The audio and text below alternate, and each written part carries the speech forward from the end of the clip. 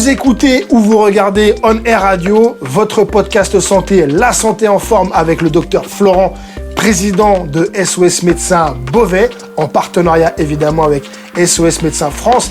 Et aujourd'hui, qui dit balade en forêt dit tic. Exactement. Et bonjour à tous, bonjour à nos auditeurs. Et oui, la piqûre de tic, ce n'est pas qu'une simple petite morsure qui survient après une balade en forêt. C'est un vecteur potentiel de ce qu'on appelle la maladie de Lyme. Ça peut être potentiellement grave et on va en parler aujourd'hui. Qu'est-ce que la maladie de Lyme ? Alors la maladie de Lyme, c'est une infection bactérienne qui est transmise justement par les tiques après une morsure. Et cette bactérie, elle a un nom très scientifique comme on adore, c'est Borrelia burgdorferi. Et après une piqûre, après une morsure plus exactement, si la tique reste accrochée plus de 24 heures, eh bien le risque de transmission augmente. Alors, tu l'as justement dit, on dit pas piqûre, on dit morsure. C'est quoi la différence ? Exactement. Par exemple, les abeilles, les guêpes ont un dard, donc elles piquent, tandis que certaines sortes d'araignées, les arachnides ou la tique, elles mordent.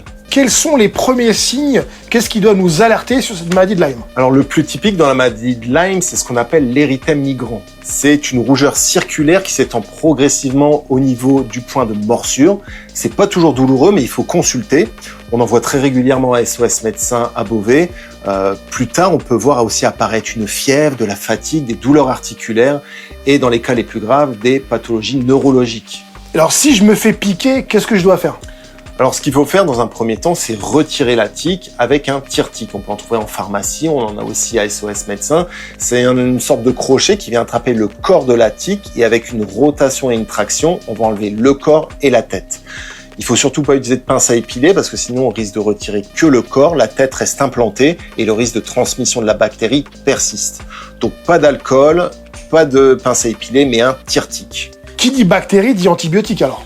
Alors, dans ce cas de figure-là, si vous avez l'apparition de l'érythème migrans, oui, il y aura nécessité d'antibiotiques. En général, cette lésion, elle apparaît dans les 30 jours de la morsure, mais s'il n'y a pas d'érythème migrans, il n'y a pas d'antibiotiques. Sauf cas spécifiques, avec ce qu'on disait, des troubles neurologiques, des troubles articulaires, mais c'est des cas extrêmement rares. Comment on se protège de la tique ? Alors en général, ce qu'il faut, c'est s'habiller en circonstance. Quand on fait des balades champêtres, c'est des manches longues, un pantalon rentré dans les chaussures. On utilise un répulsif anti-tique. Et quand on revient de balade, on examine l'entièreté de son corps, l'arrière des genoux et aussi sous les aisselles. Examinez aussi vos enfants et vos animaux de compagnie.